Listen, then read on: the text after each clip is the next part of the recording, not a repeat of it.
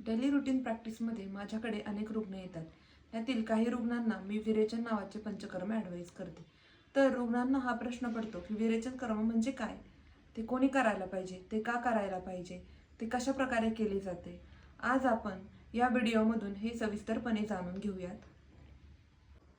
शास्त्रोक्त औषध देऊन शरीरामध्ये वाढलेला पित्तदोष मलमार्गातून, अधोमार्गातून किंवा जुलाबाद्वारे बाहेर काढणे यालाच विरेचन पंचकर्म म्हणतात.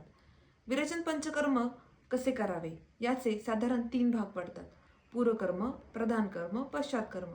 या पूर्वकर्मामध्ये तूप खाण्याची प्रक्रिया असते, त्याला अभ्यंतर स्नेहपान म्हणतात.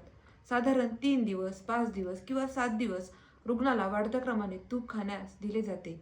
30 ml, 60 ml, 90 ml, 120 ml असे तूप रुग्णांना घ्यायचे असते. रिकाम्या पोटी पोट साफ झाल्यानंतर गरम पाण्याबरोबर रुग्णाला तूप घेण्याची पद्धत आहे. त्याचप्रमाणे शेवटचे 3 ते 4 दिवस बाह्य स्नेहन म्हणजेच मालिश करण्यात येते. बाह्य शरीराला मृदुता, स्निग्धता येण्यासाठी हे केले जाते. रुग्णाच्या कोठ्यानुसार डॉक्टर हे विरेचनाचा औषधाची निवड करत असतात.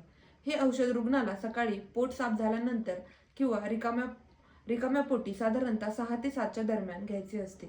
साधारण 2 ते 3 तासांनी विरेचन म्हणजेच जुलाब चालू होतात. आता शेवटचा टप्पा म्हणजेच पश्चातकर्म. पश्चातकर्मामध्ये संसर्जन क्रमाचा समावेश असतो. विरेचन कर्मानंतर आपल्या शरीरातील अग्नी मंद झालेला असतो. हा अग्नी प्रज्वलित करण्यासाठी संसर्जन क्रमाचा उपयोग केला जातो. संसर्जन क्रमामध्ये द्रव आहारापासून ते घन आहारापर्यंतच्या पदार्थांची योजना केली जाते. संसर्जन क्रमाचे पालन केल्यानंतर आपल्याला विरेचन केल्याचे पूर्ण फायदे मिळतात. यापुढे आपण जाणून घेऊयात विरेचनाचे काय फायदे आहेत. विरेचन हे पंचकर्म विशेषतः पित्तवृद्धी किंवा पित्तदोष वाढल्यामुळे निर्माण होणाऱ्या आजारांसाठी केले जाते. पित्तवृद्धीमुळे रक्त दूषित होते, त्यामुळे रक्तामुळे होणारे आजार यात उपयोग होतो. पचनाचे आजार, आम्लपित्त, छातीत पोटात जळजळ होणे, हातापायाची जळजळ होणे, शरीरामध्ये उष्णता वाढणे यासाठी विरेचन हे कर्म केले जाते. त्वचा विकारासाठी हे खूप फायदेशीर आहे. सर्व प्रकारचे त्वचा आजार उदाहरणार्थ सोरायसिस, पिंपल्स, वांग, शरीरावरती पित्त येणे म्हणजे शीतपित्त, त्वचेवर विविध काळे डाग येणे या विविध आजारांमध्ये विरेचन कर्म उपयोगी पडते. यकृतात आजारांसाठी विरेचन पंचकर्म उपयोगास येते.